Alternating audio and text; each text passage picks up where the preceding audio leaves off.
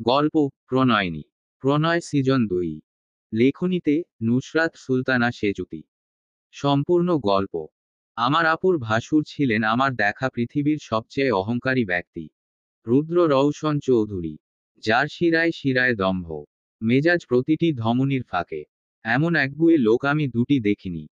আগে আপুর কাছে এরকম হাজারটা বিশেষণ শুনলেও বিশ্বাস করে উঠিনি। এরকম হয় নাকি? কিন্তু না, উনি সত্যিই তাই। যেদিন প্রথম অভ্র ভাইয়ারা, মানে আপুর বর আর তার পরিবার আপুকে দেখতে আসে, সেদিনই প্রথম দেখলাম রুদ্র নামক লোকটাকে। গাড়ি থেকে সবার শেষে নেমেছিলেন উনি। আমরা তখন অতিথি অভ্যর্থনার খাতিরে দাঁড়িয়ে। তকতকে পোশাক, লম্বা চওড়া, ফর্সা লোকটাকে দেখেই আমার মাথা ঘুরে গেল। বলা বাহুল্য, ক্রাশ নামক হুমড়ি খেলাম ওনার ওপর। এত সুন্দর পুরুষ হয়, এই 19 বছরের জীবনে দেখিনি আমি। যখন জানলাম ইনি আমার হবু দুলাভাইয়ের একমাত্র বড় ভাই, আমার চোখ জ্বলে ওঠে আনন্দে। এমন মানুষ কি না আমার বেয়াই হবে? কিন্তু সেই আনন্দ আমার বেশিক্ষণ টেকেনি। যখন আমার হাতের গোলাপ জল ওনার ওপর ছিটিয়ে দিলাম আর উনি গরম চোখে চেয়ে বললেন, হোয়াট দ্য হ্যাল! আমার ক্রাশ নামক খাদ্য সেখানেই আহুতি দিল। এমন কর্কশ ভাষা, তাও এমন সুশ্রী চেহারায়। মেনে নিতে পারিনি। কষ্টে, দুঃখে, অদৃশ্যভাবে ফ্লোরে গড়াগড়ি খেলাম। লোকটা সঙ্গে সঙ্গে পকেট থেকে রুমাল বের করে মুখ মুছলেন। দাঁত চেপে বিড়বিড় করলেন। ঝরঝরে ইংরেজিতে আমাকে বলে গেলেন, ইডিয়ট। তারপর বাকিদের সঙ্গে ঢুকে গেলেন ঘরে। আমি শুধু ফ্যালফ্যাল করে চেয়ে রইলাম। পরপর ঘটনাগুলো যখন মাথায় ঢুকলো, হুঁশ ফিরতেই নিজের ওপর চরম বিরক্ত হলাম। এইরকম একটা নাক উঁচু লোকের ওপর ক্রাশ খাইছি। ছি সেজুতি। ছি। হ্যাঁ, নাক উঁচুই তো।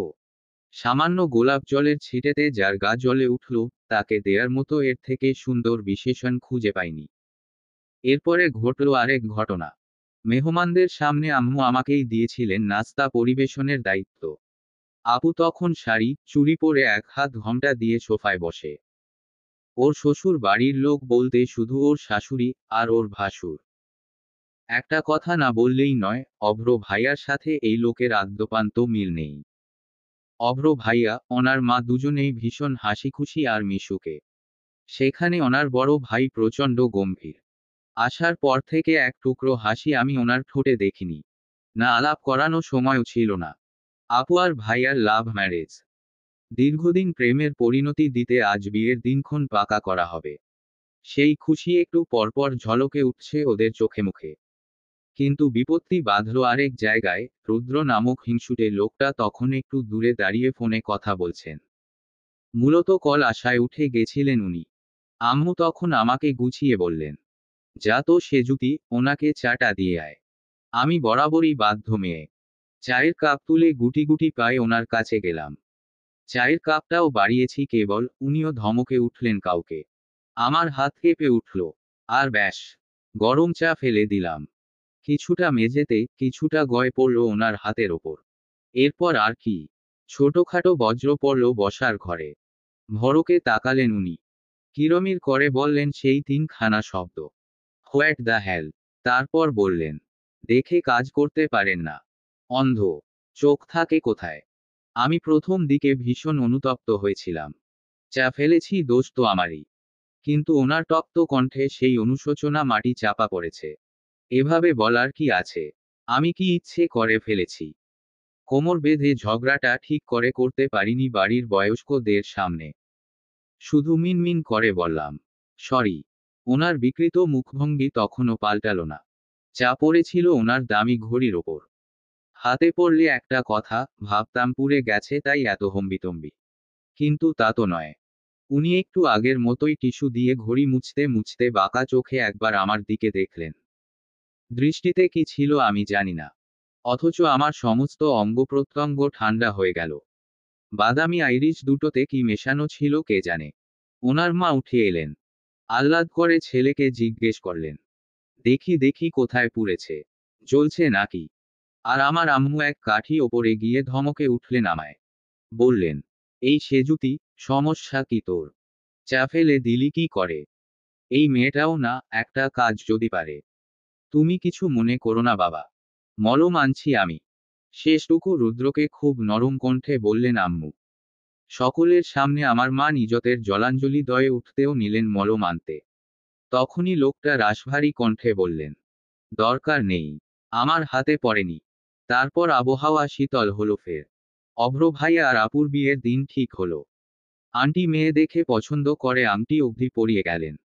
খুশি তখন রমরমিয়ে ঘরের ভেতর প্রবেশ করেছে। বাবা আপুকে বললেন, ভাইয়াকে পুরো বাড়িটা ঘুরিয়ে দেখাতে।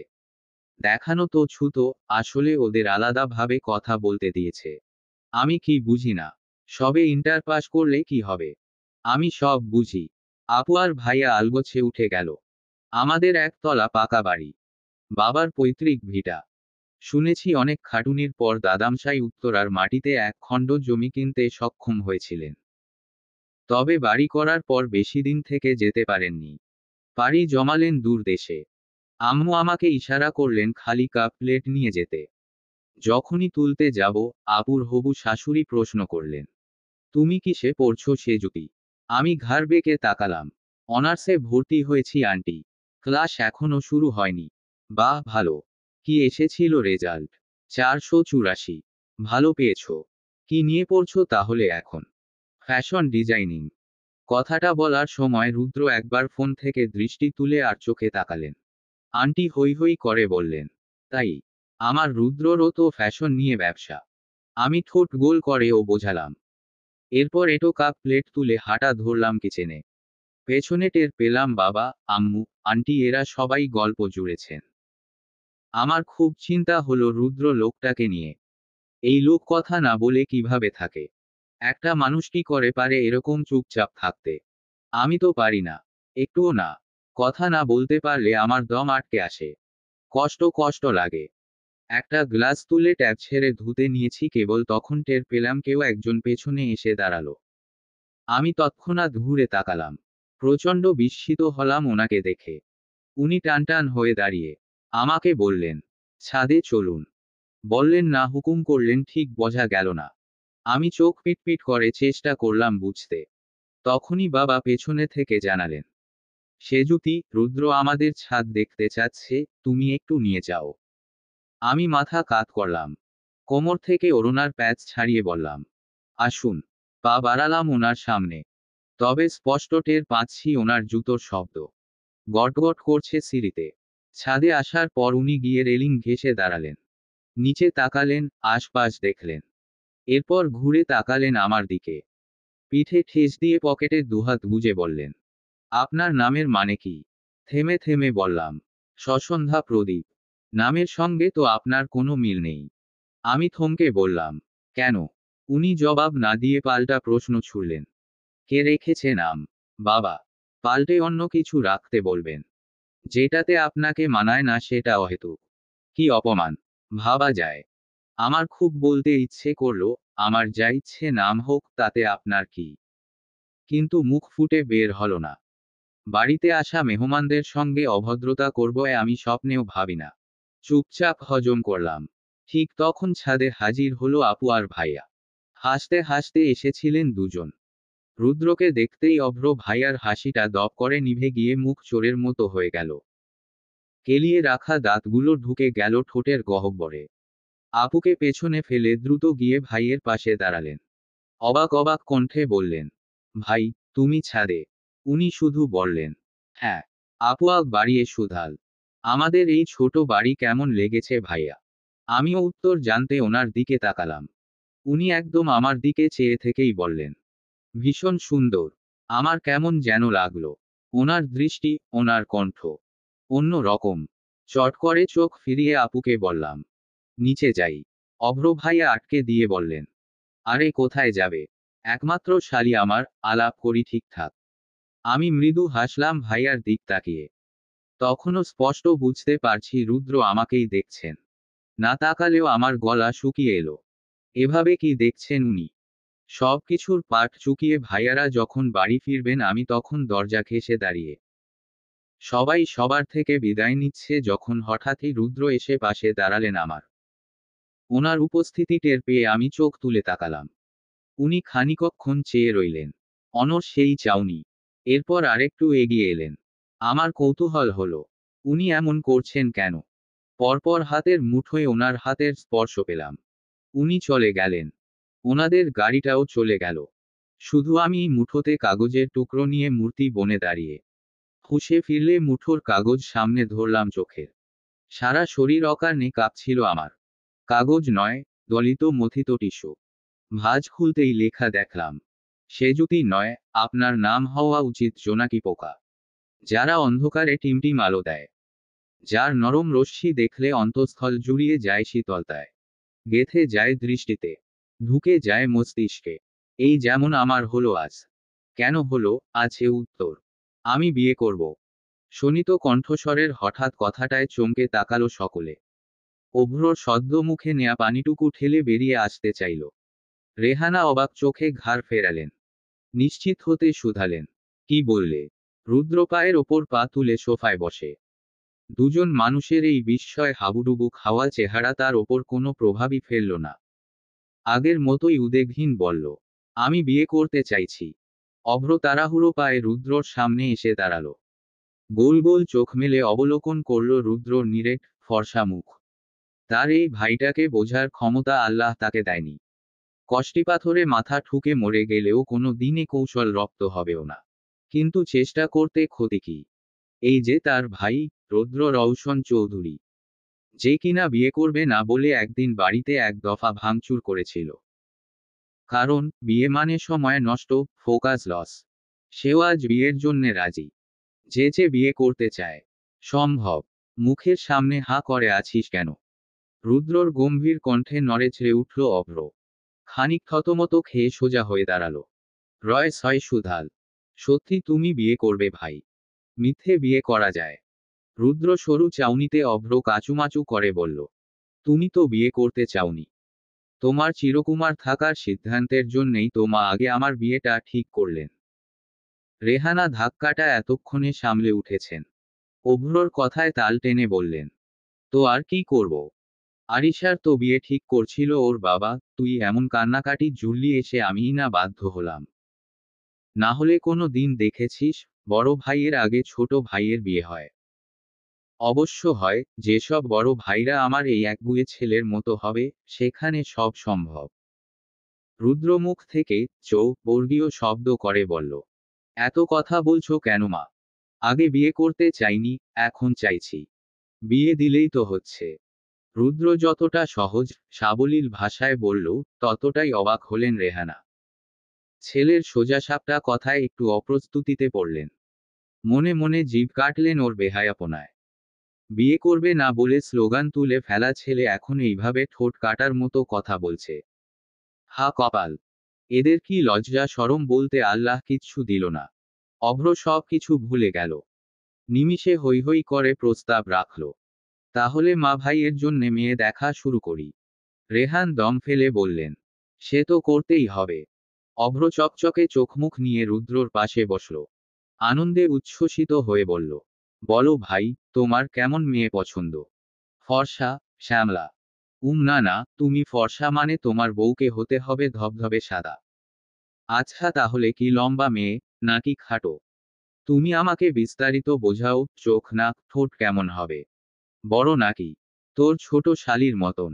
রুদ্রর হঠাৎ কথাটায় মাঝপথেই আটকে গেল অভ্র। বকবক করতে থাকা জিভ ঢুকে গেল ভেতরে। ভরকে তাকালো মায়ের দিকে। রেহানা ভিমরি খেলেন। দুজন পরপর বড় বড় চোখে একে অপরকে দেখে রুদ্রর দিক ফের তাকালেন। সমস্বরে বললেন, কি? অভ্র তোরাক করে উঠে দাঁড়ায়। ধারণাতীত কথাটা তখনও মাথায় ঢোকেনি। রুদ্র বসা থেকে উঠে দাঁড়ালো এবার। পকেটে এক হাত ঢুকিয়ে মায়ের দিক চাইল। কোনো রকম ভনিতা ছাড়াই বলল, আরিশার বোন সেজুতি, আমি ওকে বিয়ে করতে চাই। আজই ওর বাবার কাছে প্রস্তাব পাঠাও। ছোটখাটো বজ্র ফেলে রুদ্র সিঁড়ি বেয়ে উঠে যায়। পেছনে রেখে গেল হকচকিয়ে চেয়ে থাকা চারটে চোখ। সেদিনের মতো রাতে আর আমার ঘুম হয়নি। প্রচণ্ড অস্থিরতায় দিন কাটিয়ে রাতে থম মেরে বসেছিলাম। সামনে তখনও সেই টিস্যু রূপী চিরকুট। আমার মস্তিষ্ক ছুটছে, প্রশ্ন করছে, কয়েক জায়গায় ঘুরে ঘুরে ফিরে এসে তালগোল পাকাচ্ছে। জানতে চাইছে, কেন এই চিরকুট? কেন এই লেখা? কি এর উদ্দেশ্য? নিরুত্তর আমি, কোনো যুৎসই জবাব খুঁজে পাইনি। তবে আমার তরুণী মন সবার প্রথমে যেদিকে বান ছুঁড়েছে, তা নিতান্ত ভিত্তিহীন। আমার মন ঘোষণা করছে এই চিরকুট কোনো চিরকুট নয়। প্রেমপত্র। রুদ্র রওশন চৌধুরী ইনিয়ে বিনিয়ে আমায় বুঝিয়ে গেলেন, উনি আমার প্রেমে পড়েছেন। পরমুহূর্তে সপাটে নিজের গালে চড় বসালাম আমি। অতি আশ্চর্যে মানুষের মতিভ্রম হয়, আমারও হয়েছে তাই। যে লোক আজ সন্ধে থেকে আমাকে ধমকালেন, রেগেমেগে আগুনের স্ফুলিঙ্গ ছুড়লেন বার্তার সহিত মিশিয়ে, সে লোক একদিনে কি করে প্রেমে পড়বে? ওনার সাথে কথাটা মিলছে না। চরিত্রের সঙ্গে যাচ্ছে না। না না, একদমই না। তাহলে? এই তাহলেতেই বারবার আটকে যাচ্ছি আমি, আর আমার ছটফটে বউ। জীবনে প্রথমবার ক্রাশ খেয়েছিলাম ওনার ওপর। উনি তার মান রাখলেন না। বরং বাদামের খোসার মতো ফু দিয়ে উড়িয়ে দিলেন আমার ক্ষণিকের ভালো লাগা। ওনার কর্কশ কণ্ঠে হঠাৎ অনুভূতি হঠাৎ করেই নিভে গেল। আমার মতো একটা ছোট্ট মেয়ের সঙ্গে একটু মিষ্টি করে কথা বললে কি হতো? জাত যেত ওনার। অহেতুক, অযাচিত অপমান ঘিরে ধরল আমায়। ঠোঁট উল্টে শুয়ে পড়লাম। আর ভাববো না ওনার কথা। চিরকুটের মানে যা ইচ্ছে তাই হোক। গোল্লায় যাক এসব। সাথে নিয়ে যাক ওই দেমাগী রুদ্র রওশন চৌধুরীটাকেও। সকাল থেকে খেয়াল করছি বাড়ির লোকেরা আমায় কেমন বক্রচোখে দেখছে। আমার মোটামুটি বুদ্ধি বিবেচনা বুঝিয়ে দিল তাদের দৃষ্টি অস্বাভাবিক। এই চাউনির অন্য কোনো মানে রয়েছে। কিন্তু সবাই এভাবে কেন দেখছে? কি করেছি আমি? আচ্ছা, রুদ্র যখন আমার হাতে টিস্যু ধরিয়ে দিয়েছিলেন কেউ কি দেখে ফেলল? আমি ভয়ার্ত দৃষ্টিতে খাবারের প্লেট থেকে মুখ তুলে সামনে তাকালাম। টেবিলে বসা প্রত্যেককে দেখলাম একবার একবার করে। এখনো কেমন কেমন করে তাকাচ্ছে এরা। আমি ধৈর্য হারিয়ে জিজ্ঞেস করেই ফেললাম, কিছু হয়েছে? আমার প্রশ্নে আম্মু আকাশ থেকে পড়ার ভান করে বললেন, কি হবে? মিনমিন করে বললাম, না কিছু না। আম্মু কিছু বললেন না। দু একবার বাবার সঙ্গে চোখাচোখি করলেন। ইশারায় কিছু একটা নিয়ে আলাপ করলেও আমি আগামাথা উদ্ঘাটন করতে ব্যর্থ হই। আম্মু গলা খাকারি দিয়ে কেশে নিলেন একটু। তারপর সময় নিয়ে বললেন, আরিশার ভাসুরকে দেখেছিলি না কাল? হু, কেমন লাগলো? আমি মনে মনে বললাম, মাকাল ফল। মুখে বললাম, খারাপ না। হঠাৎ এই কথা। আম্মু উসখুস করে বললেন, ও বাড়ি থেকে ফোন এসেছিল রাতে। তোর আপুর শাশুড়ি ওনার বড় ছেলের বউ করে তোকে নিতে চাইছেন। ও আচ্ছা। কথাটা বেখেয়ালে যতটা নিরুদ্বেগ ভাবে বলেছি, খেয়াল পড়তেই হোঁচট খেয়েছি শতভাগ। আমার চোখ দুটো রীতিমতো বেরিয়ে এলো বাইরে। বিস্ময় কথা ভুলতে ভুলে গেলাম। হা করে চেয়ে রইলাম খানিকক্ষণ। চোখ পিটপিট করে শুধালাম, কি হো? আপু বলল, হ্যাঁ, ওনাদের নাকি তোকে ভালো লেগেছে খুব। তাই আন্টি চাইছেন রুদ্র ভাইয়ার বউ হিসেবে তোকে ঘরে তুলতে। বাবার কাছে সরাসরি প্রস্তাব রেখেছেন। আমি তো শুনে অবাক হয়েছিলাম, তবে ভীষণ খুশিও হয়েছি, কারণ আমরা দু বোন একসঙ্গে থাকতে পারবো। আপুর ঠোঁটে প্রশস্ত হাসি দেখা গেলেও আমার হাসি গায়েব। তড়িৎ বেগে বাবার দিক চেয়ে শুধালাম, তুমি কি মতো দিয়েছ বাবা? বাবা এতক্ষণ নীরব ছিলেন। উত্তরে ধীরস্থির কণ্ঠে বললেন, না। তোমাকে না জিজ্ঞেস করে আমি মতামত দেই কি করে? ভেবেছিলাম সকালে তোমাকে জিজ্ঞেস করেই তারপর ওনাদের হ্যাঁ বল। আমি মাঝপথেই বলে ফেললাম, না বলে দাও। তিন জোড়া চোখ আমার দিকে আছড়ে পড়ল একসঙ্গে। সকলে বিস্মিত দৃষ্টি ফেলল। আম্মু যত্রতত্র প্রশ্ন করলেন, কেন? ছেলেটা খারাপ কিসে? ভালো দেখতে, কত বড় ব্যবসার মালিক। তাছাড়া আমার ওনাকে পছন্দ নয়। আশা করছি তোমরা আমাকে জোর করে বিয়ে দেবে না। এই একটা কথা বলে দিয়ে আমি উঠে দাঁড়াই। আমার মেজাজ এতটাই বিগড়েছে খাবারটুকুও শেষ করিনি। পাশের চেয়ার থেকে ব্যাগ কাঁধে তুলে হনহনিয়ে বেরিয়ে পড়লাম। আজ ভার্সিটিতে আমার প্রথম ক্লাস। ভোর থেকে এ নিয়ে মন ফুরফুরে থাকলেও এই মাত্র উবে গেল সব। আমার রাজ্যের যত রাগ গিয়ে পড়ল ওই অহংকারী রুদ্র নামক লোকটার ওপর। কাল যে মানুষটা আমাদের বাড়ি এসে আমাকেই হম্বিতম্বি চোটপাট দেখিয়ে গেলেন, তাকে বিয়ে করব আমি। কদাপি সম্ভব। নিজের পায়ে কুড়াল মারা যায়, কিন্তু রুদ্র রওশন চৌধুরীকে বিয়ে করা যায় না। ওই কোঘন্টায় যা রূপ দেখেছি ওনার, তাতে আমি কেন কোনো মেয়েই অমন রগচটা পাবলিককে স্বামী হিসেবে মানবে না। মেয়েরা চায় রোমান্টিক, লুতুপুতু একটা বর। সেখানে রুদ্র। ইস! ভাবতেই তো কেমন লাগছে।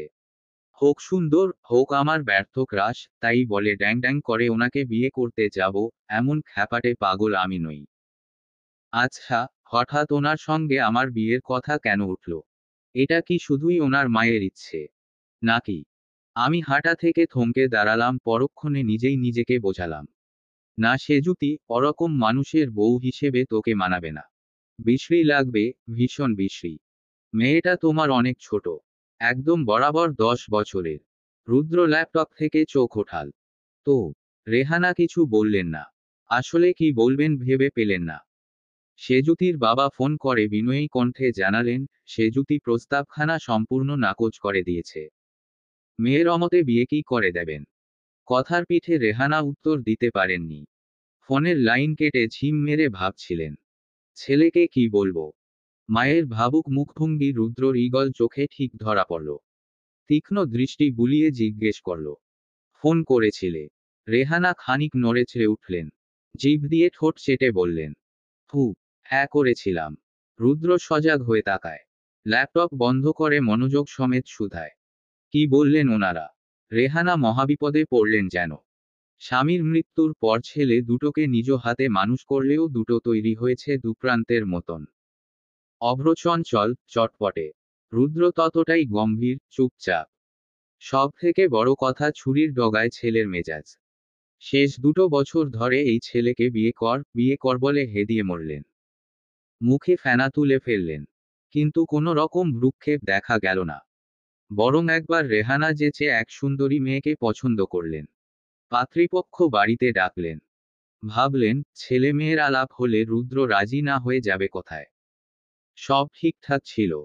রুদ্র এলো, সবার সঙ্গে যৎসামান্য কথা বলল। যেই মাত্র অতিথিরা বিদেয় নিলেন, অমনি হুলস্থুল কাণ্ড বাধাল। মাকে কিচ্ছুটি না বললেও বসার ঘরের একটা জিনিসও আস্ত রাখল না। ভাঙচুর থেকে ছাড় পেল না একটি অবলা আসবাবপত্রও। আর সেই ছেলে আজ নিজে জানালো সে বিয়ে করবে। আগ বাড়িয়ে এক মেয়েকে পছন্দও করল।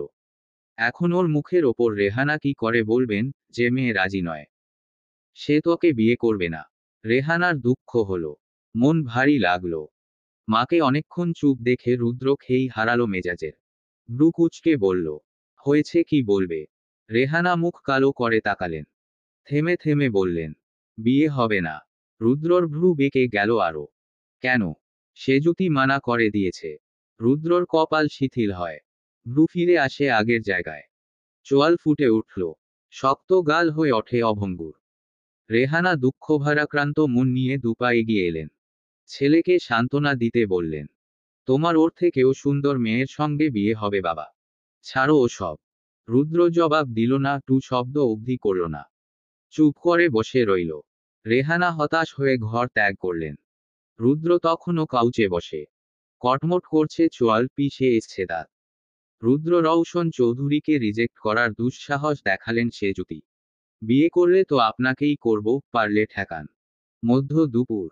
সবে ক্লাস শেষ করে ভার্সিটি থেকে বেরিয়েছি। আশেপাশে একটা রিকশাও নেই। এদিকে সূর্যের কড়া আলো মাথায় পড়ছে। গরমে ঘামে একাকার অবস্থা। অনেকক্ষণ দাঁড়িয়ে থেকে অতিষ্ঠ হয়ে হাঁটা ধরলাম। সামনে থেকে রিকশা বা কিছু একটা পেলে উঠে পড়ো। হঠাৎই একটি কালো মুতো লোক এসে আমার সামনে দাঁড়ালেন। থমকে দাঁড়াই আমি। লোকটার চোখে কালো চশমা, পরনে খয়েরি শার্ট। লোকটি হাতের কাগজ এগিয়ে দিয়ে বিনয়ী কণ্ঠে বললেন, এই ঠিকানাটা একটু বলতে পারবেন ম্যাম? আমি ওনার বাড়িয়ে দেয়া কাগজে চোখ বোলালাম। হিজিবিজি লেখা ভালো করে বুঝতে হাতে নিলাম। ব্রুকুচকে মনোযোগ দিতেই টের পেলাম পাশে সাই করে একটি গাড়ি এসে দাঁড়িয়েছে কেবল। মাথা ঘামানোর মতো ব্যাপার ছিল না বলে তাকাইনি। গাড়ির দরজা খুলে গেল সেকেন্ডে। আমি কোনো কিছু ভালো করে বোধগম্য করার পূর্বেই গাড়ির ভেতর থেকে কেউ একজন হাত খপ করে ধরল। আমি ভড়কে, ভয় পেয়ে তাকানো মাত্রই আগন্তুক ব্যক্তি রীতিমতো টেনে ভেতরে ঢুকিয়ে নিল আমাকে। প্রচণ্ড আতঙ্কে আমার কলিজা ছলকে উঠল। হৃৎপিণ্ড বিকল হয়ে বিট থামালো। শ্বাস বন্ধ হয়ে মরে যাচ্ছি মনে হলো। আগত পরিস্থিতি আন্দাজ করার আগেই দুনিয়া অন্ধকার করে আখিপল্লব বুঝে ফেললাম। জ্ঞান হারাতে হারাতে টের পেলাম একটি ভারী কণ্ঠ কাউকে বলছে, স্যার ম্যাডাম অজ্ঞান হয়ে পড়েছেন। মুখে পানির ঝাপটায় চোখ মেলে তাকাই আমি। এইটুকুতেই নিজেকে কেমন ফুরবল আর আধমরা মনে হচ্ছিল। ঝাপসা ঝাপসা দৃষ্টি মেলে চাইতেন মুখের সামনে দৃশ্যমান হলো কতগুলো পুরুষালী অবয়ব। শতচকিত হয় পূর্ণ দৃষ্টিতে দেখলাম। মুহূর্তেই পেছনের সব ঘটনা মাথা চাড়া দিল। হঠাৎ এক লোকের এসে আমাকে ঠিকানা জিজ্ঞেস করা, কেউ একজন গাড়ির মধ্যে আমাকে টেনে নেয়া, সবটা মনে পড়তেই তীব্র ভয়ডরে কাঁপাকাঁপি শুরু হলো। আমাকে কি কিডন্যাপ করা হয়েছে? কিন্তু আমার বাবার তো অত টাকা পয়সা নেই। না আমি ধনীর দুলালি। তবে কেন? এই কেনর উত্তর জানতে আমি উপস্থিত সবাইকে ভালো করে একবার একবার দেখলাম। কমসে কম 7-8 জন মোটাতাজা লোক দেখে আত্মা শুকিয়ে গেল। এরা কি চায়? কেন ধরে এনেছে আমায়? আমার অত্যাধিক ঘর্মাক্ত চেহারা বারবার ঢোক গেলা দেখে একজন প্রশ্ন করলেন, পানি খাবেন ম্যাডাম? আমি বিস্ময়ে টুকটাক পাতা ফেললাম চোখের। এত সুন্দর করে প্রশ্ন কোন কিডন্যাপার করে? মনে হয় ওরা কিডনি পাচারকারী। তাই জন্যে আমাকে পানি টানি খাইয়ে সুস্থ রাখতে চাইছে। এই আকাশ কুসুম ভান্নাতেই আমার পিপাসা দ্বিগুণ বেড়ে যায়। জোরে জোরে মাথা নেড়ে হ্যাঁ বোঝাতেই লোকটি অন্য আরেক লোককে ইশারা করলেন। সে তৎপর ছুটে গেল।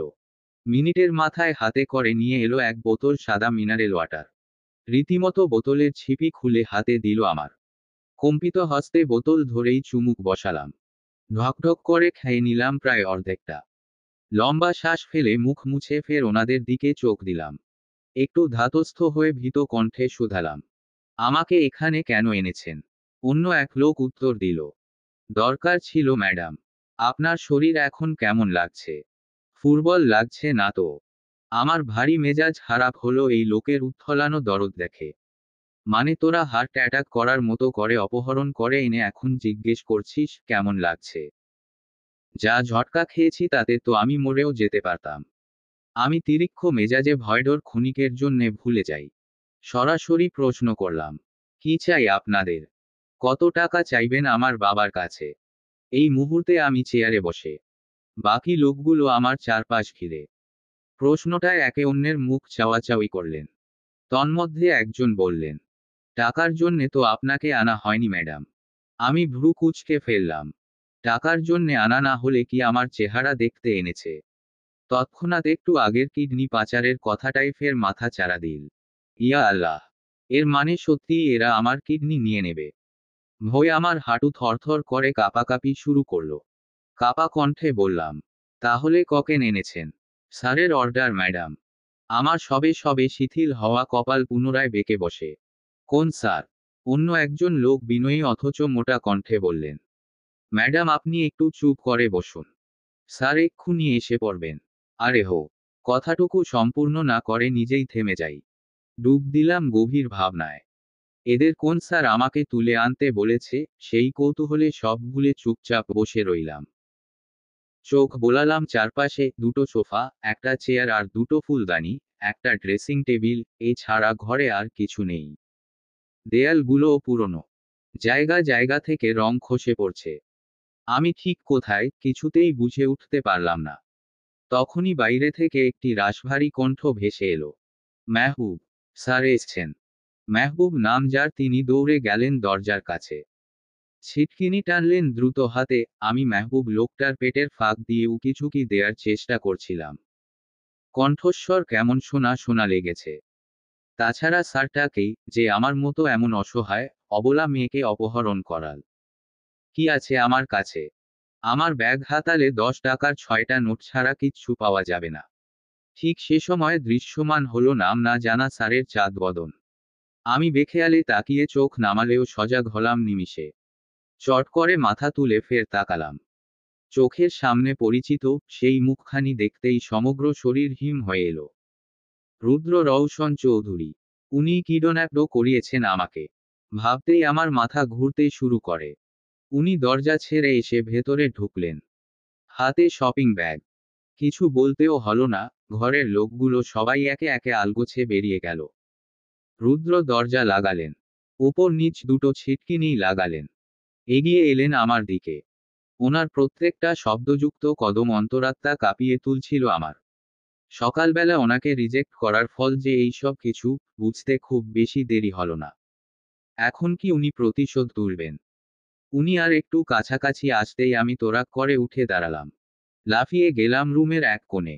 আঙুল তুলে শাসিয়ে বললাম, খবরদার, আমার কাছে আসবেন না। পরপর ঘটনাগুলোয় ভ্যাবাচেকা খেলেন উনি। হতবুদ্ধি হয়ে চেয়ে রইলেন অল্প সময়। এরপর ঠোঁট এক পাশে বেঁকে গেল ওনার। মাথা নেড়ে সূক্ষ্ম হাসলেন। স্পষ্ট বুঝলাম, আমার শাসানোটাকে তাচ্ছিল্য করলেন উনি। খুব রাগ চেপে ধরল আমাকে। উনি আরেক পা বাড়াতেই খিটমিট করে বললাম, এগোবেন না বলে দিচ্ছি, খুব খারাপ হবে। উনি ভ্রু নাচালেন। তাই? ওনার তাই বলার ধরনে আমার সবটুকু সাহস, আত্মবিশ্বাস নেতিয়ে গেল। উঁচু করা আঙুল ভেঙে এলো। ভয় লাগলো। উনি আমার ক্ষতি করবেন না তো? কঠিন চেহারা নিমিষেই নরম হলো আমার। অনুরোধ করে বললাম, আমাকে যেতে দিন না প্লিজ। আমি তো আপনার কোনো ক্ষতি করিনি, তাই না? উনি হাতের শপিং ব্যাগগুলো সোফার ওপর রাখতে রাখতে বললেন, কে বলল করেননি? আপনি আমার যা করেছেন তা আর কেউ করেনি। কি করেছি আমি? উনি ঘাড় কাত করে তাকালেন একবার, পরক্ষণে চোখ ফিরিয়ে বললেন, এগুলো পরে তৈরি হন। ওদিকে ওয়াশরুম যান। ওনার শান্ত, সুন্দর কণ্ঠস্বর শুনে একটু আশ্বস্তি হলো। উদ্দেশ্য খারাপ হলে এতক্ষণ অপেক্ষা করত না নিশ্চয়ই, এসেই ঝাঁপিয়ে পড়ত। নাকি বলির পাঠার মতো আমাকে সাজিয়ে গুছিয়ে তারপর তৈরি হতে বললেন, কেন না হলে? আমি উৎকণ্ঠিত হয়ে শুধালাম, কি আছে এতে? নিজেই দেখে নিন। আমি জিভ দিয়ে ঠোঁট ভেজালাম। দাঁড়িয়ে রইলাম তবুও। উনি না সরলে যাব কেন? আশ্চর্যভাবে আমার মৌনতা বুঝে নিলেন উনি। সরে দাঁড়ালেন। আমি চটজলদি গিয়েই ব্যাগ হাতালাম। বর্ষর ধাক্কা খেলাম মুহূর্তে। ভেতরে বিয়ের বেনারসি পরনা, গয়না আর সাজার টুকিটাকি জিনিসপত্র দেখে মাথায় আকাশ ভেঙে পড়ার অবস্থা হলো। দুচোখ ভর্তি প্রশ্ন নিয়ে ওনার দিকে তাকালাম। উনি আমার দিকেই চেয়ে আছেন। আমার কণ্ঠরোধ হয়ে আসছিল কেন যেন। খুব বেগ পুহিয়ে জিজ্ঞেস করলাম, এগুলো দিয়ে কি হবে? উনি টানটান হয়ে দাঁড়িয়ে বললেন, বেনারসি দিয়ে কি করে? কি করে সেটা আমিও জানি। কিন্তু আমি বুঝতে পারছি না এসব আমি পড়তে যাব কেন? কেন আমাকে পড়তে বলা হচ্ছে? আমার কণ্ঠে তেজ। উনি ভনিতা ছাড়াই বলে দিলেন, আজ আপনার বিয়ে। আপনি বিয়ের কনে, তাই বেনারসি পরবেন, সিম্পল। উনি যেভাবে সিম্পল বললেন, আমার কাছে কথাটা ততটাই দুর্বোধ্য ঠেকল। নাকমুখ কুঁচকে বললাম, আমার বিয়ে মানে? উনি খানিক বিরক্ত হলেন। ফোঁস করে শ্বাস ফেললেন। ঘোষণা করলেন, এটা কাজী অফিস। আজ এই মুহূর্তে আপনার সঙ্গে বিয়ে হচ্ছে আমার। এত কথা না বলে তৈরি হয়ে আসুন। আমার কান দুটো ঝা ঝা করে উঠল। চোখের সামনে পুরো পৃথিবী দোদুল্যমান। আর্তনাদ করে বললাম, কি কি বলছেন এসব?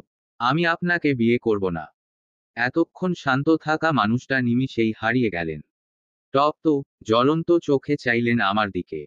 খুব ঠান্ডা অথচ কড়া কণ্ঠে বললেন, এই শব্দগুলো আপনি আর উচ্চারণ করবেন না সেজুতি। বিয়ে আপনার আমাকেই করতে হবে।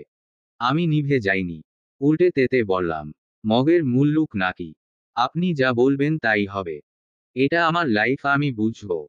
আপনি ঠিক করার কে? আমি আপনাকে বিয়ে করব না, করব না, করব না। সঙ্গে সঙ্গে উনি কনুই চেপে ধরলেন আমার। হেঁচকা টান মেরে নিয়ে গেলেন ওনার কাছে। দন্ত পিষে বললেন, আমাকে রাগাবেন না সেজুতি। জোর করে তুলে এনেছি বলে জোর করে আপনাকে দিয়ে কাগজে সই করাতে ভালো লাগবে না আমার। ভালোয় ভালোয়। আমি মাঝপথেই ক্ষেপে বললাম, কিসের ভালোয় ভালোয়? আপনার লজ্জা করছে না তুলে এনে আবার সেটা বড় মুখ করে বলতে? এতটা নীচ একটা মানুষ কি করে হতে পারে? একদিনের দেখায় একটা মেয়েকে প্রেমপত্র দিচ্ছেন, বিয়ের প্রস্তাব পাঠাচ্ছেন, আবার সে বিয়ে না করতে চাইলে তাকে তুলে আনছেন। ছি, ছি। উনি তীব্র ক্ষোভে আমার হাত আরো জোরে চেপে ধরলেন। কনুইয়ের জায়গাটায় ওনার আঙুল বসে গেল। ব্যথায় চোখ খিচে ফেলতেই ফের শিথিল করলেন হাত। বললেন, হ্যাঁ আমি নীচ। আপনার জন্যে একবার কেন, প্রতিবার নীচ হতে রাজি আছি। কিন্তু ভুলেও ভাববেন না এসব বলে আপনি আমার ইগোকে হার্ট করবেন, আর আমি রেগেমেগে আপনাকে ছেড়ে দেব। সেটা কখনোই হবে না। আমার সাথেই বিয়ে হবে আপনার, তাও এক্ষুনি। এতক্ষণ ভালোভাবে বললাম, আপনার কাছে ভালো লাগেনি। চাইলে আমার দ্বিতীয় রূপটাও আপনাকে দেখাবো। I have no problem. আমি বিদ্রুপাত্মক হাসলাম। নির্ভীক কণ্ঠে বললাম, যা ইচ্ছে করুন, যা মন চাইছে বলুন, কিন্তু বিয়ে আমি আপনাকে করব না। আপনার মতো এরকম মানুষকে বিয়ে করার চেয়ে গলায় দড়ি দিয়ে ঝুলে পড়া ভালো। উনি প্রচণ্ড জোরে ধমকে উঠলেন। Shut up! ধমক খেয়ে কেঁপে উঠলাম আমি। ধরফরিয়ে উঠল হৃৎপিণ্ডটা। উনি চোয়াল কটমট করে বললেন, বেশ, বিয়ে আপনাকে করতে হবে না। আপনি বাড়ি ফিরে যান। তবে হ্যাঁ, গিয়ে যখন জানবেন আপনার কারণে আরিশা আর অভ্রর বিয়ে ভেঙে গেছে, তখন। আমি বুঝতে না পেরে বললাম, মানে? মানে সহজ, অভ্র আমার কথায় সব করতে পারে। আমি না চাইলেও আপনার বোনকে কোনো দিন বিয়ে করবে না। কথাটা আমার বিশ্বাসযোগ্য মনে হলো না। একটুও না। বরং হেসে বললাম, তাই নাকি?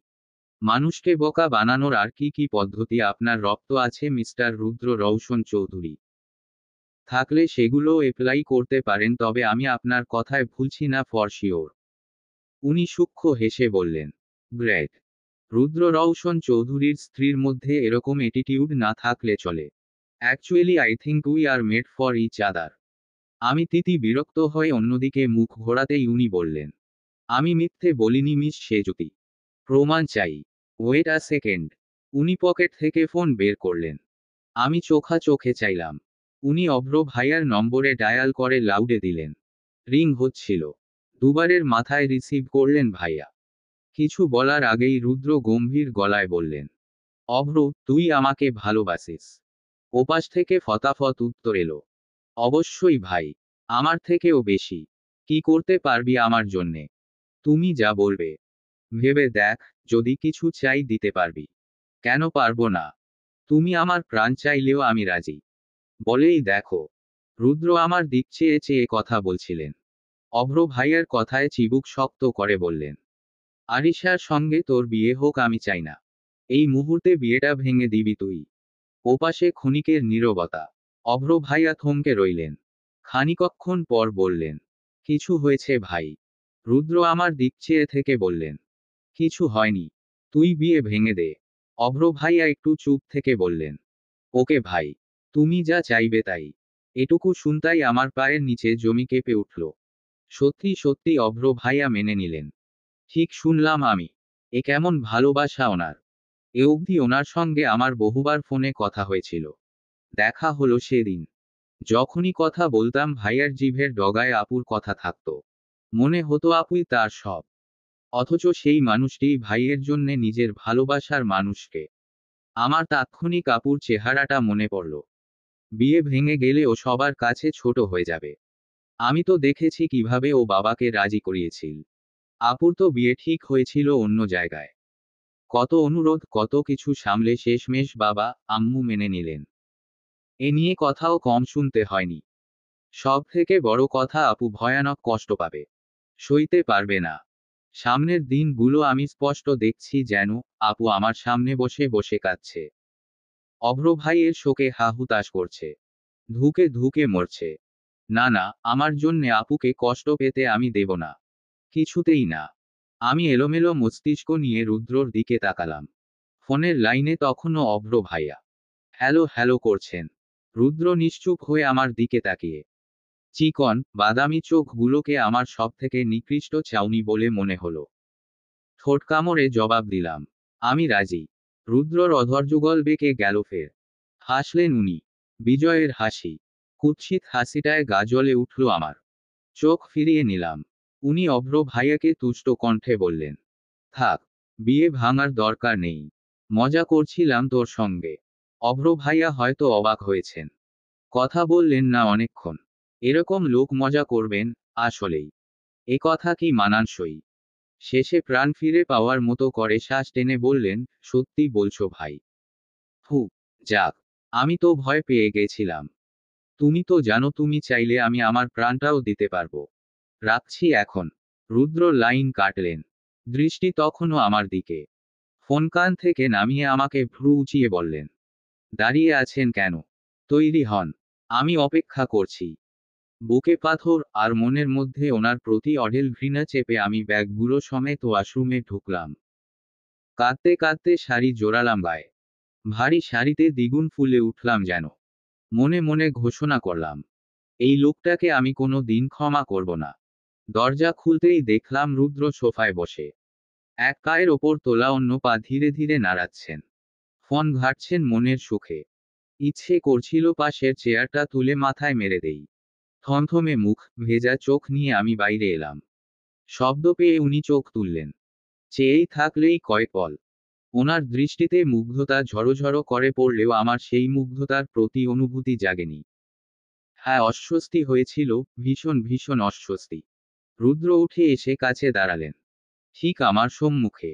পা থেকে মাথা অবধি চেয়ে বললেন, বউয়েরা দেখতে এত সুন্দর হয়। আমি উত্তর দিলাম না। অনুভূতি শূন্য হয়ে তাকিয়ে থাকলাম। উনি আমার নির্জীব মুখশ্রী দেখে অল্প হেসে বললেন, এখন রাগ হচ্ছে তো? রাগ করুন যত ইচ্ছে।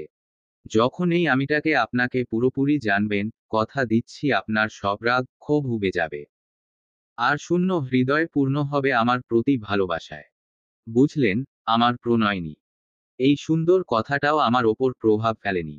এক কান দিয়ে ঢুকে অন্য কান দিয়ে প্রস্থান নিল। মহাবিরক্তি ফুটে উঠল চোখে মুখে। উনি তাতে ভ্রুক্ষেপ দিলে তো।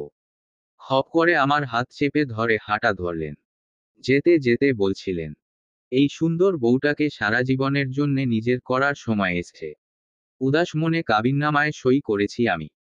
ভেতরে কি লেখা, কাজী সাহেব কি বলেছেন কিচ্ছু জানি না। দেখিও নি। বিয়ে শেষে রুদ্র আমার কাছে এসে আমার পিঠ সরিয়ে কাঁধে হাত রাখলেন। আমি রেগেমেগে তাকাতেই চোখ দিয়ে সামনের দিক ইশারা করলেন। আমি কপাল কুঁচকে তাকালেই ক্লিক হলো ক্যামেরায়। বন্দি হলো রুদ্রর আর আমার প্রথম একসাথে যুগল ছবি। সেকেন্ডের মাথায় ওনার হাতটা ঝাড়া মেরে সরিয়ে দিলাম। কড়া কণ্ঠে বললাম, বিয়ে হয়েছে বলে যখন তখন গায়ে হাত দেবেন না।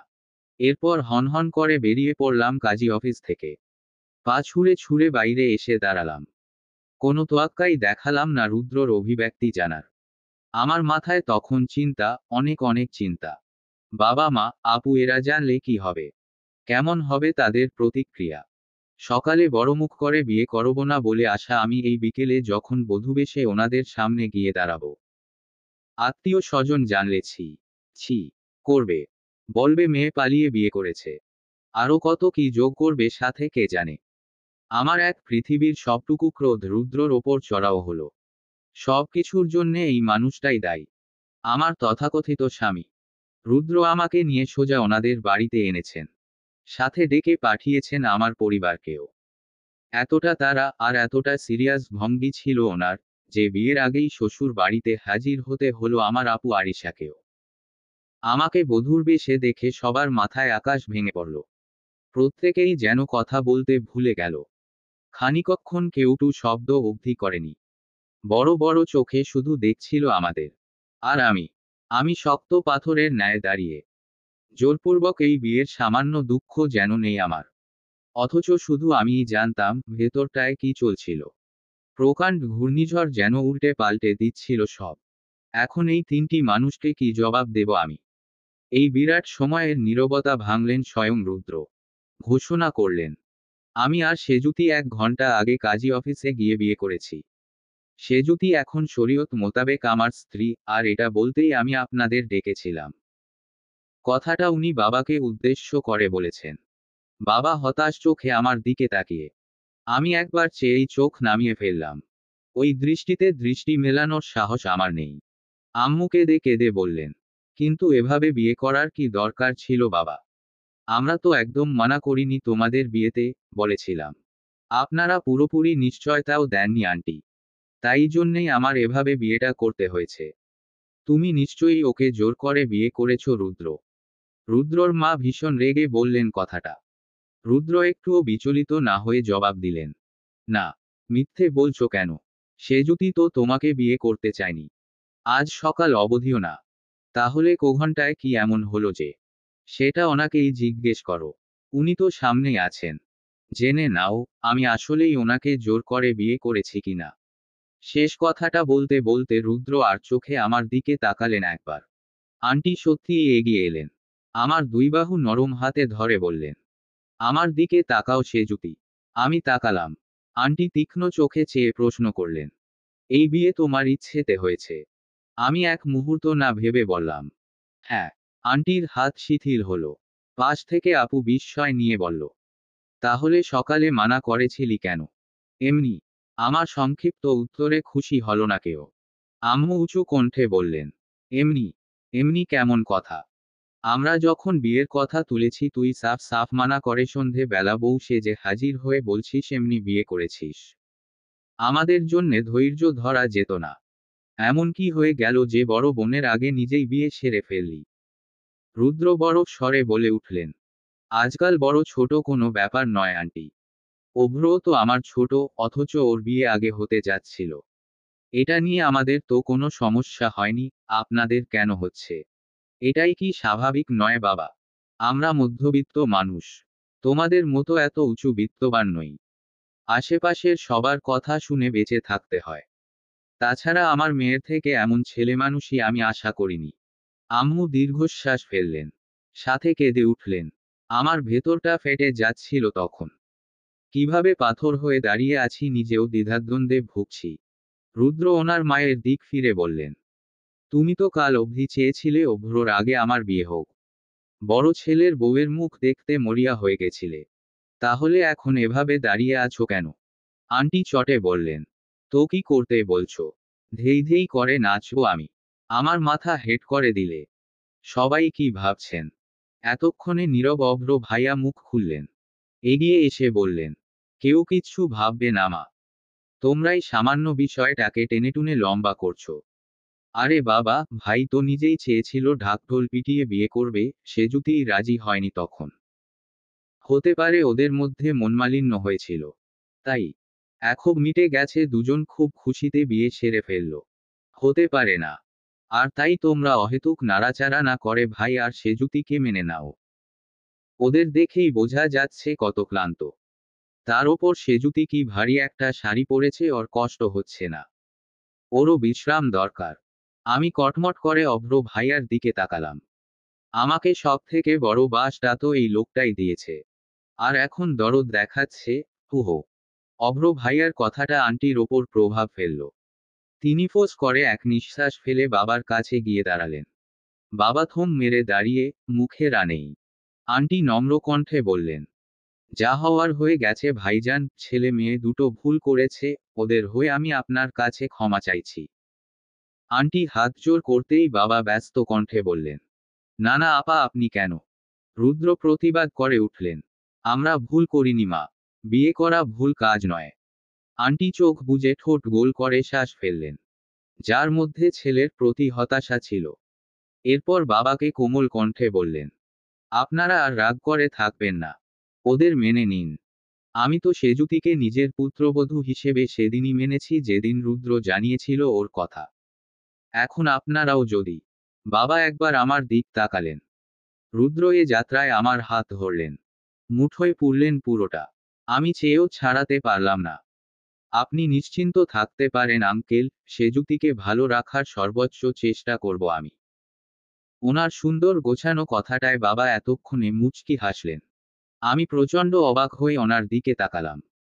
কথাটা হাস্যকর মনে হওয়ার কথা ছিল, অথচ আমার অদ্ভুত লাগলো কেমন যেন খুব বিশেষ কিছু মিশে ছিল এতে। বাবা এসে আমাদের সামনে দাঁড়ালেন। রুদ্রর কাঁধে হাত রেখে বললেন, ভরসা করছি বাবা, মান রেখো। উনি ছোট করে বললেন, রাখবো। এরপর বাবা আমার দিকে তাকাতেই আমি চোখ নামিয়ে ফেললাম। তীব্র অপরাধবোধে দেহ মন ছেয়ে গেল। টের পেলাম বাবা মাথায় হাত বোলাচ্ছেন।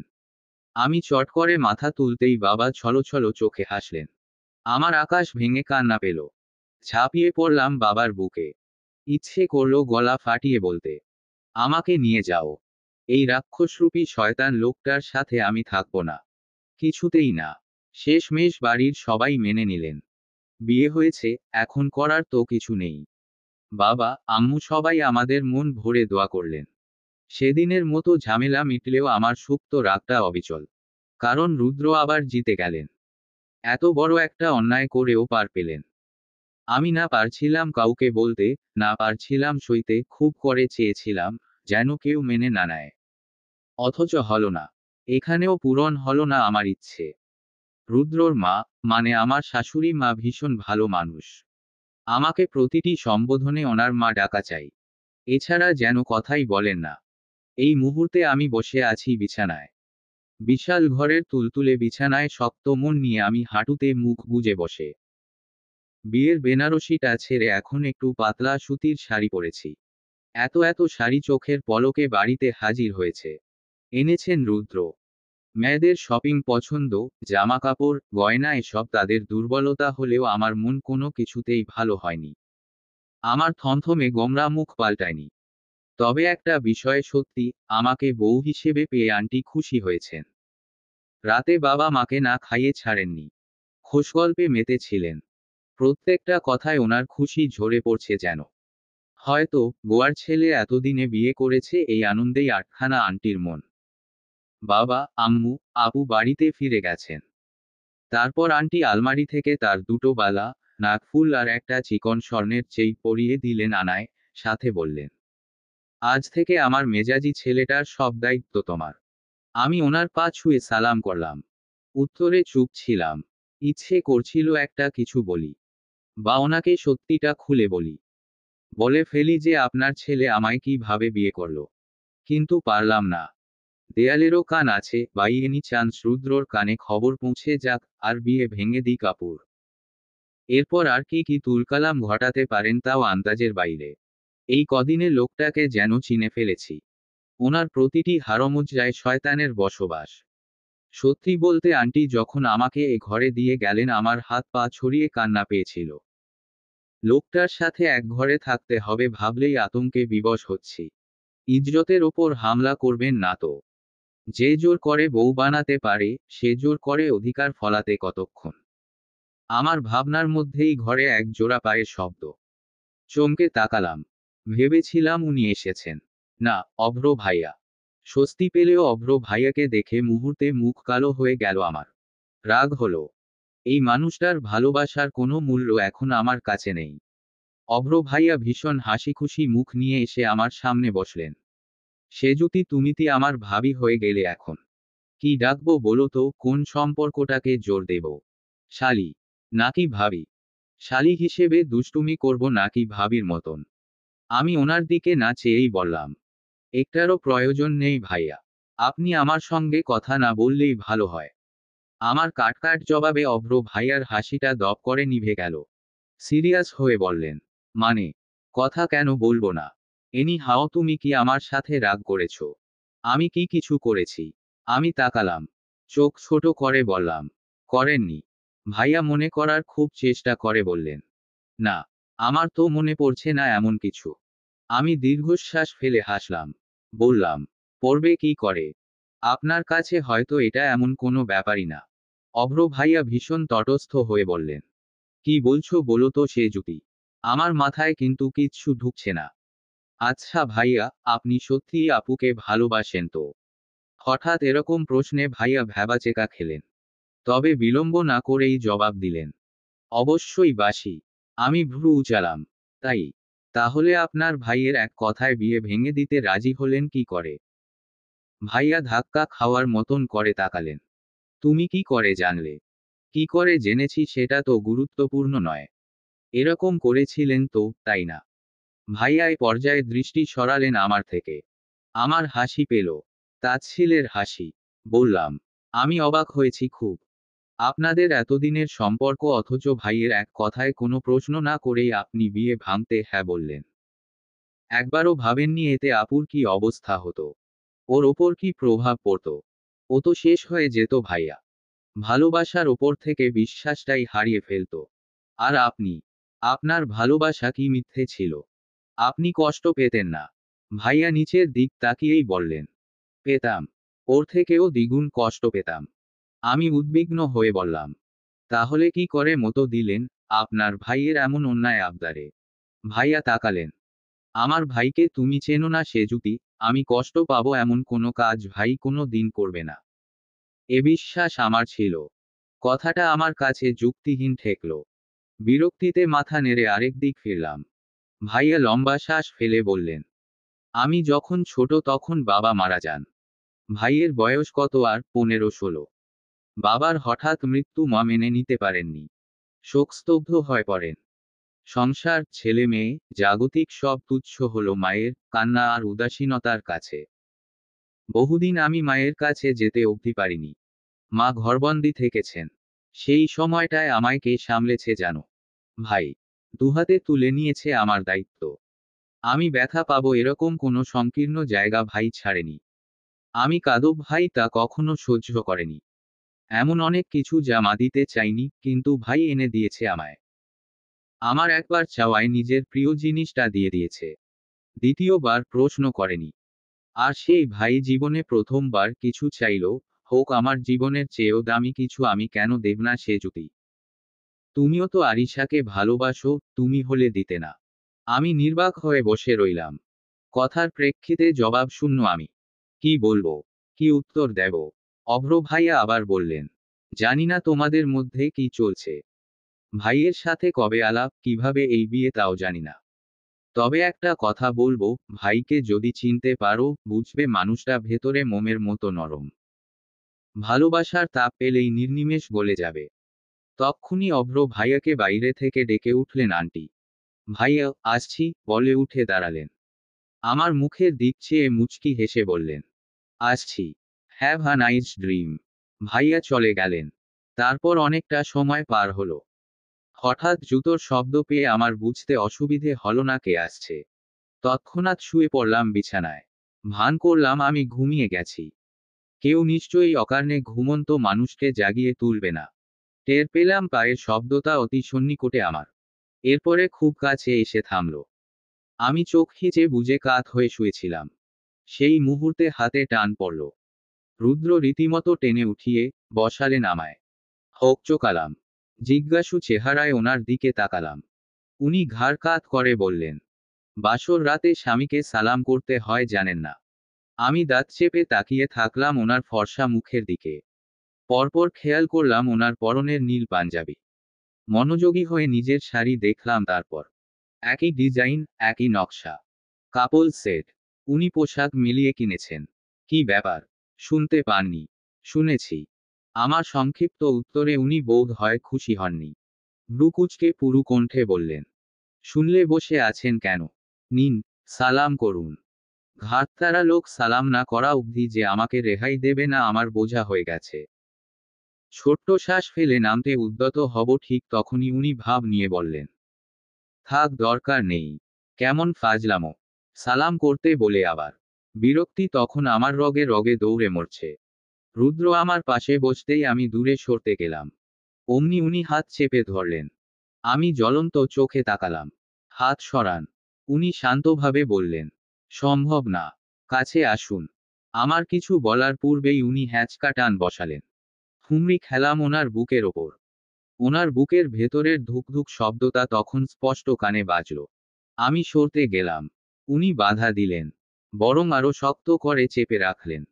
আমার মাথায় তখন ঘুরছিল একটি প্রশ্ন।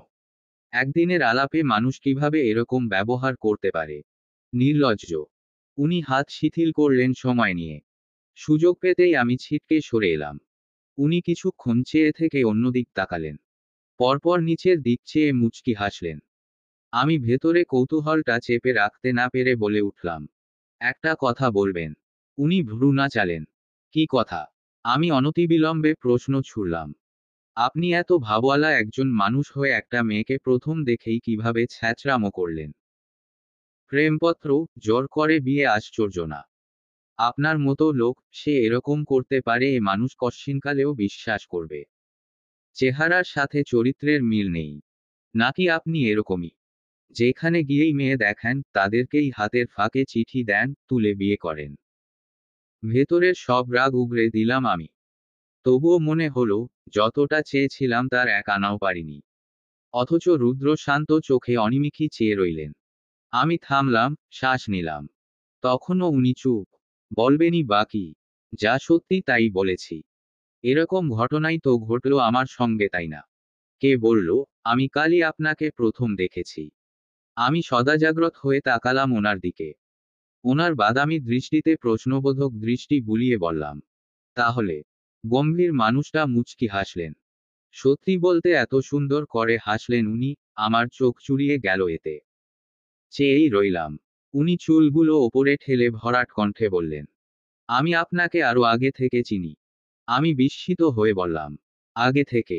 কবে থেকে চেনেন? কি করে? আমার উদ্বলিত প্রশ্নে উনি বাঁকা হেসে ভ্রু গোটালেন। বলা কি উচিত? আমি দিশেহারা হয়ে বললাম, বলুন না। আমি না হলে কথা শুনতে না পারলে মরেই যাব। উনি তৎক্ষণাৎ চোখ রাঙিয়ে বললেন, এসব কি কথা? আমার উত্তেজনা নিভে গেল। মিনমিন করে বললাম, বলুন না, প্লিজ। উনি খানিকক্ষণ চেয়ে রইলেন, নিষ্পলক, সুস্থির চাউনি। পরপর একটু এগিয়ে এসে বসলেন। আমি সরতে নিলেই বললেন, তাহলে বলবো না। আমি দমে যাই। বসে রই। কথাটা আমাকে শুনতে হবেই। রুদ্র আমার থেকে চোখ ফিরিয়ে দেয়ালে তাকালেন। বললেন, ড্রাইভার ছাড়া খুব কম বের হই আমি, মাঝে মধ্যে বলতে গেলে। সেদিনও বেরিয়েছি। অনেকটা পথে এসে হঠাৎ খেয়াল করলাম গাড়ির ব্রেক কাজ করছে না। কিছুতেই থামছে না। আর যা হবার তাই হলো। ঠুকে গেল গাছের সঙ্গে। তাও ভালো কারো গায়ে ওঠেনি। দুপুর বেলা বলে রাস্তাঘাটে লোকজন একদম নেই বললে চলে। আমার গাড়ির ফ্রন্ট কাঁচ ভেঙে ভেঙে আমার সমস্ত গা, হাত পা কেটেছে। মাথা লেগেছে স্টিয়ারিংয়ে। ফোঁটা ফোঁটা রক্ত শরীর চুইয়ে সিটে পড়ছিল টের পাচ্ছি। অসহ্য যন্ত্রণায় কাতরে সৃষ্টিকর্তাকে ডাকছিলাম কেউ একজন আসুক। আমাকে বাঁচাক। তার কিছু সময় পর টের পেলাম কয়েকটি মেয়েলি আওয়াজ। আমার হুঁশ তখন বিপন্ন। দেখছি, শুনছি, কথা বলার শক্তি নেই। কলেজ ইউনিফর্ম পরা ৩-৪টে মেয়ে এসে ঘিরে ধরেছে আমার গাড়িটাকে। তার মধ্যে একটি মেয়ে দরজা খুলে আমার কাছে এলো। আমাকে এই শুনছেন বলে ডাকলো অনেকবার। আমি কোনোমতে তাকিয়েছি কেবল, ভ্রু ভিজে চোখের পল্লব তখন পাথর সমান ভারী। ঝাপকোষা দৃষ্টিতেও মেয়েটির মুখের আদল বুঝতে পারি। তারপর জ্ঞান হারাই। যখন চেতনা ফিরল নিজেকে আবিষ্কার করলাম হাসপাতালের বেডে। সমগ্র গাত্রে ব্যথা, যন্ত্রণা চিনচিন করছে। হাত পা নাড়ানোর অবধি নেই। অল্প সময় মাত্রই কেবিন ভরে গেল। মা কাঁদছিলেন, অভ্র চিন্তিত। আত্মীয় স্বজন, ব্যবসার লোকজন যে যেখান থেকে পারল দেখতে এলো। খোঁজ নিল। কথা বলতে পারলাম তারও 2 ঘন্টা পরে। আমার বারবার স্পষ্ট সেই মেয়েটির কথা মনে পড়ছিল। সেই মেয়েটি, যে আমার রক্তাক্ত গাল চাপড়ে আমাকে ডাকছিল। সেই কণ্ঠস্বর, যা ঝংকারের মতো বাজছিল আমার কানে। আমি তৎক্ষণাৎ ডাক্তারকে প্রশ্ন করলাম, আমাকে হাসপাতালে কে আনলো? জানতে পারলাম কতগুলো কলেজ পড়ুয়া মেয়ে সিএনজি করে এনেছে আমায়। শুধু তাই নয়, তন্মধ্যে একটি মেয়ে আমাকে রক্ত দিয়েছে। খুব আগ্রহ নিয়ে মেয়েটির ডিটেইলস জানতে চাইলে তিনি নাম ছাড়া কিছুই বলতে পারেননি। সেই নাম, সেজুতি। এটুকু বলে উনি আমার দিকে তাকালেন একবার। আমার ঠোঁট নিজ শক্তিতে আলাদা হয়ে বসে আছে। উনি আবার বলতে শুরু করলেন, আমার সুস্থ হতে প্রায় 1.5 মাস লেগেছিল। সবল হয়ে সবার প্রথমেই মেয়েটিকে খুঁজব, এ আমার আগে থেকে ঠিক করা। লোক লাগালাম। ওই রোডের আশেপাশের সব কলেজে খোঁজ নিলাম। পাইনি। হঠাৎ একদিন অভ্র আমাকে জানালো ও একটি মেয়েকে ভালোবাসে। আরিশা নাম। মা ছবি দেখতে চাইলেন। ও দেখালো। পরপর নিয়ে এলো আমার কাছেও। আমার মনোযোগ অতটাও ছিল না। আমি তখন বের হওয়ার জন্যে তৈরি। অভ্র আরিশার ছবি দেখাচ্ছিল, এমনকি ওর বাবা, মা এক পর্যায়ে বলল, এটা ওর ছোট বোন, সেজুতি। নাম শুনেই চকিতে তাকালাম আমি। তড়িৎ বেগে ফোনের স্ক্রিনে মন দিলাম। আরিশার সাথেই সেই মেয়েটি, যার মুখচ্ছবি আমি দেখেছিলাম। সেদিনের থেকে আজ ভালো করে দেখলাম। সঙ্গে সঙ্গে আমার মস্তিষ্কে গেঁথে গেল যেন। আমার চিনতে একটুও অসুবিধে হয়নি। কেন হয়নি? অনেকগুলো দিন পেরিয়েছে, ভুলে যাওয়ার কথা ছিল। তবুও হয়নি। আশ্চর্য না? এটাই সেই মেয়ে, যে আমায় রক্ত দিয়েছে। আমায় বাঁচিয়েছে। কাঙ্ক্ষিত মানুষটিকে খুঁজে পেয়ে আমার আনন্দ বাঁধ ভাঙা। কিন্তু দুর্ভাগ্য, প্রকাশ করতে পারিনি। পাছে অভ্র বুঝে নেয়। শুধু জিজ্ঞেস করলাম কোন কলেজে পড়ে। অভ্রর থেকে জেনে আমি তৎক্ষণাৎ খোঁজ লাগালাম। পেয়েও গেলাম একদিনের মাথায়। মেয়েটি তার বাড়ির কাছের একটা কোচিং সেন্টারে পড়তো। আমি প্রায় প্রত্যেকটা দিন তাকে দেখতাম। কলেজ আর কোচিং শেষের নির্ধারিত সময় তাকে দেখতে যাওয়া আমার দৈনন্দিন রুটিনে পাল্টাল। কেন যেতাম? কেন দেখতাম? এসব উত্তর আমার কাছে ছিল না। শুধু জানতাম, ছোট্ট মেয়েটাকে দেখতে ভালো লাগছে আমার। শান্তি পাচ্ছি খুব। আমি কাছে যেতে চাইতাম বহুবার। কিন্তু পারিনি। সংকোচ হতো। এর আগে এরকম ঘটেনি কিনা। তার ওপর সে ছোট। আর সেই সংকোচ কাটাতে কাটাতেই 1 বছর পার হলো। এরপর পরই অভ্র এসে জানালো আরিশার বিয়ে ঠিক হয়েছে। মাও আমার সঙ্গে বিয়ের কথা বলে বলে ক্লান্ত, তাই সিদ্ধান্ত নিলেন অভ্রর বিয়েই আগে হবে। আমিও সায় জানালাম, সাথে আগ্রহ নিয়ে বললাম, কালই প্রস্তাব নিয়ে গেলে কেমন হয়। দুজনে রাজি হলো। আমার তখন অন্য চিন্তা, ভিন্ন উদ্দেশ্য। কখন মেয়েটির বাসায় যাব, আর তাকে দেখব। একদম সামনে থেকে দেখব। রাস্তা ফুরলো বড্ড দেরি করে। গিয়ে দেখলাম, সেই বহু আকাঙ্ক্ষিত মানুষটি দরজার সামনে দাঁড়িয়ে। হাতে গোলাপ জলের সাদা কৌটো। পরনে পিঙ্ক চুড়িদার। কি অপরূপ লাগছিল। কিন্তু কি জানেন, আমি রুদ্র রওশন চৌধুরী।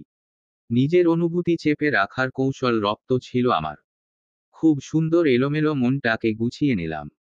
মেয়েটির সঙ্গে ধমকা ধমকিও করলাম। কেন জানেন? সে জুতি বোকার মতো চেয়ে থেকে দুদিকে মাথা নাড়াল। জানে না সে। রুদ্রকণ্ঠ চেপে বলল, আপনার ধৈর্য দেখতে। পরীক্ষা করছিলাম আপনি কতটা হজম করতে পারেন। তবেই না বুঝবো এই মেজাজি রুদ্রটাকে ভবিষ্যতেও আপনি সামলাতে পারবেন। একটু থেমে, আপনাদের বাড়ি থেকে ফিরেই মাকে বিয়ের কথা জানিয়েছি। আপনার প্রতি অনুভূতি তখন রগে রগে বইছে আমার। একটা মুহূর্তে আপনি চলবেন যেন। খুব আশা নিয়েছিলাম আমাদের বিয়ে নিয়ে, অথচ শুনলাম আপনি বিয়েতে না করেছেন। তাহলে বলুন তো, মেনে নিই কি করে? আমি মেনে নেইনি। তুলে নিয়ে বিয়ে করেছি আপনাকে। সম্পূর্ণ নিজের করে ছেড়েছি। ঠিক করেছি না। আমার অক্ষিপল্লব তিরতির করে নড়ছিল। কয়েক পল কথাই বলতে পারিনি। 1 বছর আগের সব কথা এক এক করে স্পষ্ট মনে পড়ল। কোচিং থেকে ফেরার পথে আমাদের সামনেই একটা গাড়ির প্রচণ্ড জোরে গাছের সঙ্গে বাড়ি লেগেছিল। আমরা অনেকে ছিলাম। ভয় পেয়ে গেছিলাম প্রত্যেকে। হুঁশ ফিরতেই 3জন ছুটে গেলাম সেদিকে। বাকিরা ঝামেলা পোহানোর ভয়ে প্রস্থান নিল। ভেতরের লোকটির সারা মুখ তখন রক্তে মাখা। চেহারাটা বোঝা যায়নি ঠিকঠাক। লোকটাকে বাঁচাতে হবে ভাবতে থাকা আমার মস্তিষ্ক খেয়ালও করেনি ভালো করে। কয়েকজন মিলে ওনাকে হাসপাতালে নিতে সক্ষম হই। ডাক্তার জানালেন ওনার অবস্থা খারাপের দিকে। রক্ত লাগবে। আমি চটপট বলে দিলাম আমার থেকে নিন। ওই দিন আপুর জন্মদিন থাকায় বাড়ি থেকে একের পর এক ফোন আসছিল। হাসপাতালে আছি বলতেও পারছিলাম না। অথচ সারা জামা ভর্তি লোকটির রক্তে। যখন শুনলাম রোগীর অবস্থা ভালোর দিকে, ফিরে এলাম বাড়িতে। রক্ত নিয়ে হাজারটা প্রশ্নের উত্তর দিতে হয়েছিল। তারপর দিন লোকটাকে দেখতে যেতে গেলেও শুনলাম ওনার বাড়ির লোক ওনাকে অন্য ক্লিনিকে শিফট করেছেন। যেটা বেশ দূরে। আমি আর যাইনি। ফিরে আসি। পরপর দিন গেলে ভুলে গেলাম সেই ঘটনা। অথচ ওই লোকটাই ছিলেন রুদ্র। আমি তখনও হা করে চেয়ে বিস্ময়ভিভূত হয়ে বললাম, 1 বছর ধরে ভালোবাসেন আমায়। উনি মাথা দোলালেন। আমি ভাবছি, খুব ভাবছি। আড়ালে থেকে একটা মানুষ আমায় ফলো করলো, রোজ দেখলো, আর আমি বোকারাম টেরও পেলাম না। কি আশ্চর্য!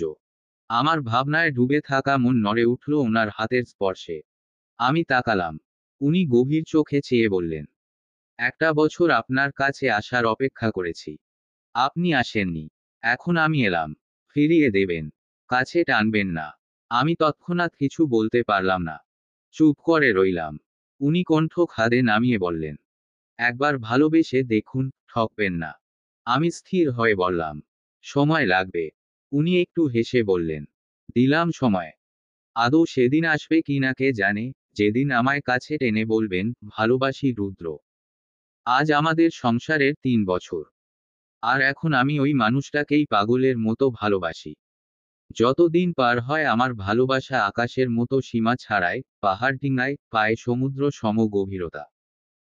এখন তার উষ্ণ বুকে মাথা না রেখে ঘুমালে আমার রাত কাটে না। ভীষণ ভোরে সবার আগে তার নিরেট চিবুক না দেখলে দিন ভালো যায় না। আমি প্রতিদিন একটু একটু করে তার প্রেমে পড়েছি। হয়ে উঠেছি তার প্রণয়িনী। আমার ইচ্ছে, শেষ নিঃশ্বাস অবধি তার অন্তঃকরণে আমার অস্তিত্ব থাকুক। যেখানে তার প্রণয়রসে আমি সিক্ত হব বহুবার। লেখা শেষ করে সে জুতি দাড়ি টানল। একবার তাকালো দেয়ালে টাঙানো বিশাল ফ্রেমের ছবির দিকে। সেই ছবিটা, যেটা বিয়ের দিন তুলেছিল রুদ্র। ক্ষীণ হেসে দাঁড়িয়ে সে, আর সে জুতির ঠোঁটে হাসি বিলুপ্ত। অথচ এটাই সেজুতির সবচেয়ে পছন্দের ছবি। এই 3 বছরে 3 লক্ষ ছবির চেয়ে এটাতেই যেন খুঁজে পায় মিশ্র অনুভূতি। ভাগ্যিস সেদিন উনি বিয়েটা করেছিলেন, না হলে এই চমৎকার মানুষটা মিস হয়ে যেত। সেজুতি প্রসন্ন শ্বাস টানল। ডায়েরিটাকে ড্রয়ারে রেখে উঠে দাঁড়াতে না দাঁড়াতেই পেছনে থেকে দুটো শক্ত হাত জড়িয়ে ধরল। স্পর্শ পেতেই সেজুতি বুঝে ফেলল এটাকে।